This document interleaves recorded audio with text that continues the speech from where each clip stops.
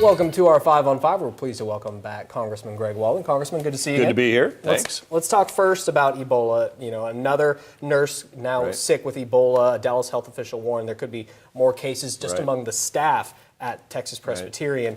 Where are you at on the concern level regarding this? They ought to stop the flights.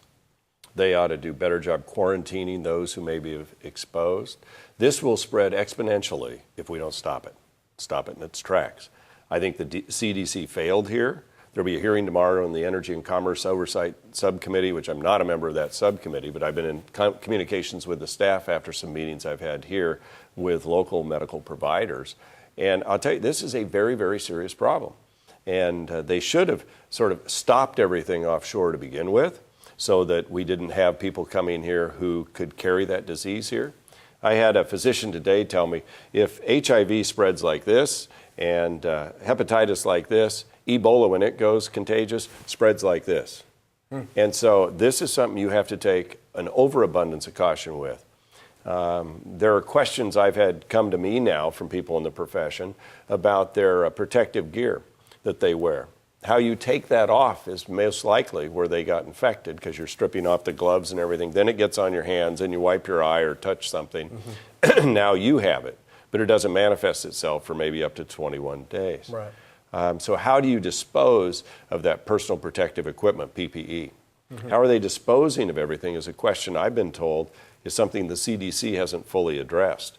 So how do you incinerate it? Who picks it up? I mean, it's not like you call the janitor and say, hey, come get this stuff. I mean, they put them in hazard bags and all that, but there's a chain of command here and control that if it's that contagious to somebody who's wearing the most sophisticated personal protection gear we have, what's the person taking out the trash wearing? Now, there was in theory they're going to have hazmat suits or whatever, let's hope.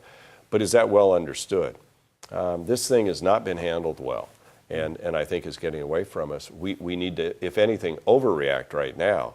Because if we don't, then you've got people like the NBC medical person who was with the cameraman in Africa who came down with it. She was supposed to be quarantined. Turns out she went to Starbucks. Are you kidding me? I mean, this is serious stuff. You have to take this stuff very seriously. And I'm afraid that's not happening. Very good. Well, I want to talk. There'll be a hearing tomorrow. Yeah, I want to talk about midterm. It's less than 3 weeks away. We've got a lot to talk about there. But first, we're going to take a quick break. Stay with us.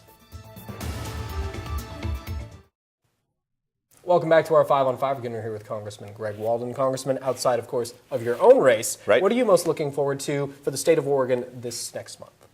In terms of the political races? Gubernatorial, U.S. Senate race. Well, I'm a little partisan. I'd like to see a change up, of course. And I think especially in the governor's situation, I just think it's time for some new blood there. I mean, I had the great privilege to speak at Vic Atia's memorial service in the Capitol a few weeks ago.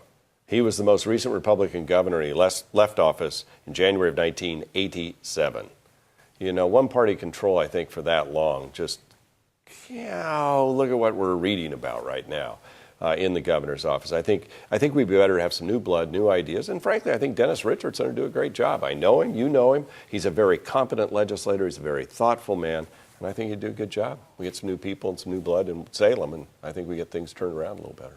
What do you think about Measure 91 and legalizing recretional marijuana in Oregon? Is that not I think, I just came from a meeting with the meth task force here. Southern Oregon Meth Project. Southern Oregon Meth Project. Look, this does not help us educate our kids. This does not help us have more productivity in our workplace. I don't see how it benefits the community. I'll be a no vote. Okay. And then you're chairman, of course, of the National Republican Congressional Committee. Do you see Republicans taking control of the Senate perhaps next month? Well, I don't do the Senate, but I think it's possible that they may. You might be in the prediction business. You might know people. I'm never good at predicting the Senate. I'm not worthy. But I think in terms of the House, we will pick up seats. Even the Democrats are admitting that now because, as the president said the other day, he's not on the ballot, but his policies are. And 6 years of president's terms are often a referendum. It was that way with George Bush. A lot of people upset with George Bush year 6. This is Obama year 6, and a lot of people upset kind of with where things are headed. There's this sense, what wheels coming off last night or tomorrow, whether in foreign policy, domestic policy, Ebola, terrorists marching on Baghdad, threatening to come here. There's just this sense that things aren't the way they should be. And I think what the national polls are saying is that voters are going to be motivated to turn out and send a referendum message to the president. They want a check and balance in Washington. Okay, now we have just 30 seconds left. I do want to get to this. Yeah. You met with a group today of Southern Oregon oncologists. Yeah. What was that about? You know, it's about making sure that they are reimbursed properly so that they can provide care in a clinical setting. And there's these goofy disparities between a certain, for example, a cancer drug that's administered in the hospital may get paid 3 times as much there as a private setting clinic. And we're trying to figure out why that is, what can be done about that so you have more parity, so you have competition in healthcare that's healthy for the patient. Very good. Congressman, good to see you. Good to be with you. Thank you very much. Yep. Stay with us. We'll be right back.